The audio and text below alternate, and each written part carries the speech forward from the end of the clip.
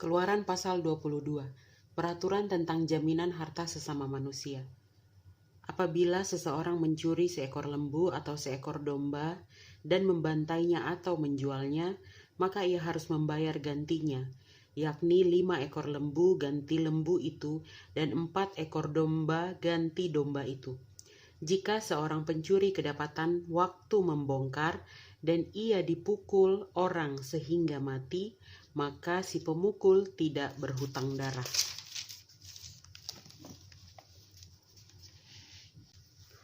Tetapi jika pembunuhan itu terjadi setelah matahari terbit, maka ia berhutang darah.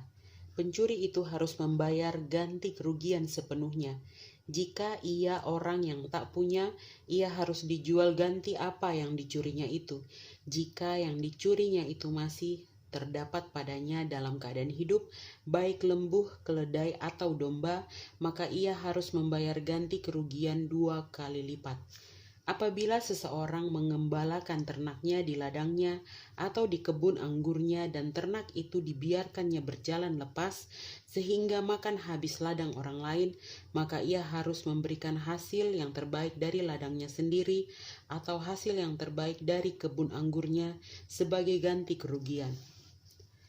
Apabila ada api dinyalakan dan api itu menjilat semak duri, tetapi tumpukan gandum atau gandum yang belum dituai atau seluruh ladang itu ikut juga dimakan api, maka orang yang menyebabkan kebakaran itu harus membayar ganti kerugian sepenuhnya. Apabila seseorang menitipkan kepada temannya uang atau barang dan itu dicuri dari rumah orang itu, maka jika pencuri itu terdapat, ia harus membayar ganti kerugian 2 kali lipat. Jika pencuri itu tidak terdapat, maka tuan rumah harus pergi menghadap Allah untuk bersumpah bahwa ia tidak mengulurkan tangannya mengambil harta kepunyaan temannya.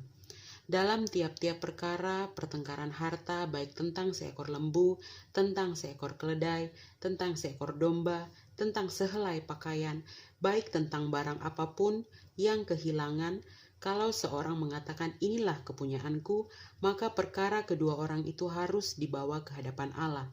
Siapa yang dipersalahkan oleh Allah haruslah membayar kepada temannya ganti kerugian 2 kali lipat.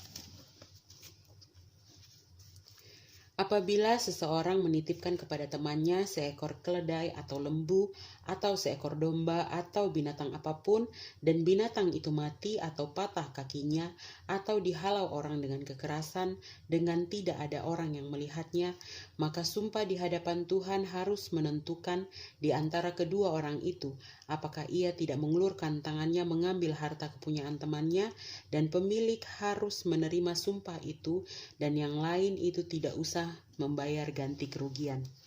Tetapi jika binatang itu benar-benar dicuri orang daripadanya, maka ia harus membayar ganti kerugian kepada pemilik.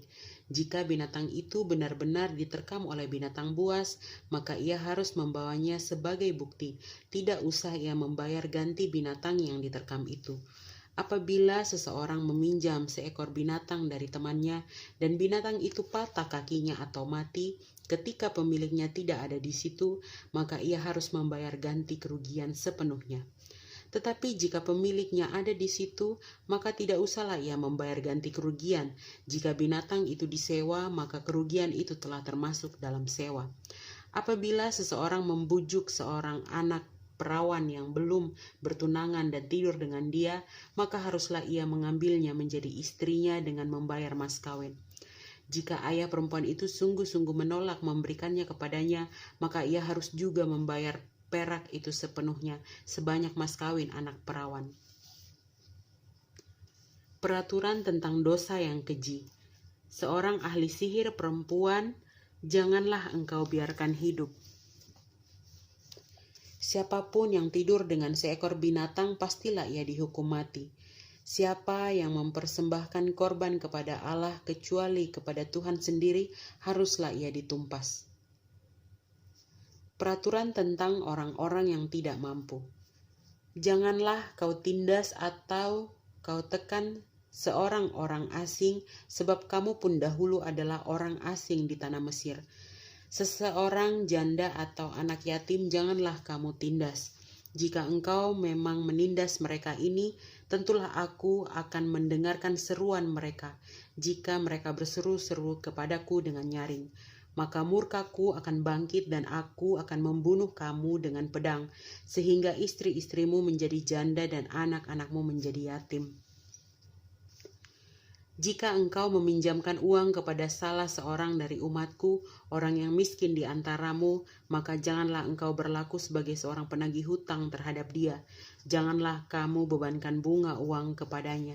Jika engkau sampai mengambil jubah temanmu sebagai gadai, maka haruslah engkau mengembalikannya kepadanya sebelum matahari terbenam, sebab hanya itu saja penutup tubuhnya.